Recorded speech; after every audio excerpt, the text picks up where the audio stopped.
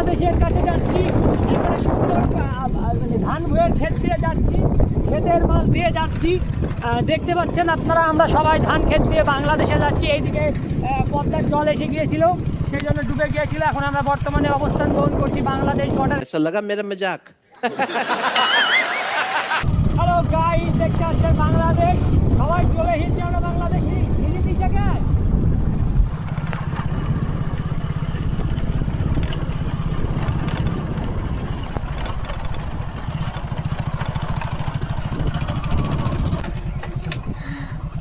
কিরম জায়গা বল, ভালো না? আয় এদিকে, এদিকে, আরে এদিকে, এটা জল মাপা।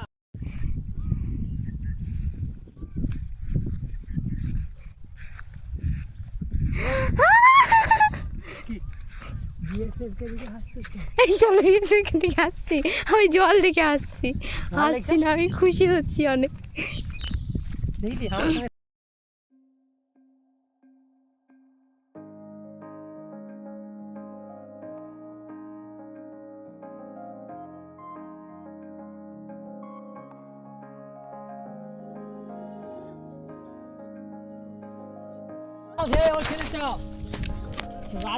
Guys, দেখো আমাকে নিয়ে চলে এসছে কোন জায়গায়।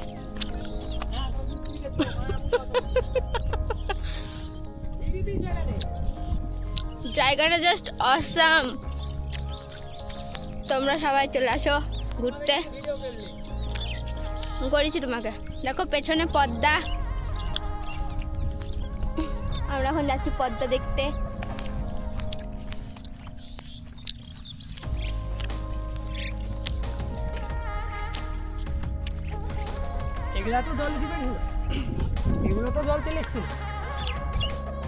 তো আসলে আমরা বাংলাদেশের বর্ডারে আসিনি, আমরা এসেছিলাম আমাদের এখানেই একটা জায়গায়, যেখানে হচ্ছে এটা হচ্ছে আমাদের এখানে একটা জায়গা আছে সিংপাড়া। তো সিংপাড়ার পদ্মা নদী। তো আমাদের এই পাশে হচ্ছে ইন্ডিয়ার বর্ডার, আর ওই সাইডে ছিল বাংলাদেশের বর্ডার। তো এখান থেকে দেখা যায় আমাদের বাংলাদেশের বর্ডার।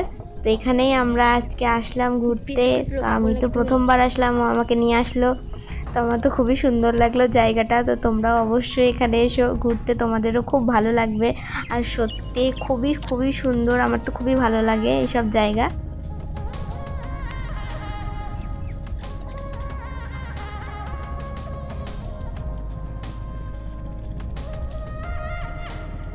আর আজকে আমি গিয়েছিলাম করিমপুর থেকে আসলাম। তো বললো চল একটু ঘুরে আসি। তো সেই জন্য আমরা এখানে একটু আসলাম ঘুরতে। তো আমরা একটু ঘুরলাম, ঘুরে টুরে এখন আমরা চলে যাব বাড়িতে। তো সত্যি আমার জায়গাটা খুবই সুন্দর লেগেছে। আমি ভাবতে পারিনি যে আমাকে এই জায়গায় নিয়ে আসবে। চলো দেখলি তো কত সুন্দর জায়গা বলতো। জয় মায়া।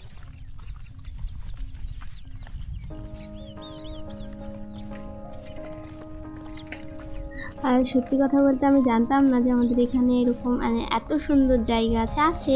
আমাদের বিল আছে এখানে, যেমন একটা করিমপুর থেকে আস্তে আস্তে জলঙ্গির একটা পদ্মা নদী আছে। তারপরে আমাদের বাড়ির পাশে একটা বামনাবাদ আছে, ওইখানটায় একটা পদ্মা নদী আছে। আর আমাদের বাড়ির এখানে সিংপাড়া যে জায়গাটা, সেই জায়গায় তো এটা পদ্মা নদী। এখান থেকে তো বাংলাদেশের বর্ডার দেখা যায়। আর এইটাই আমাদের সব থেকে বড় পদ্মা নদী যতদূর সম্ভব আমাদের এখানে। আর এখান থেকে সবাই মাছ ধরে নিয়ে এসে আমাদের বাজারে বিক্রি করে।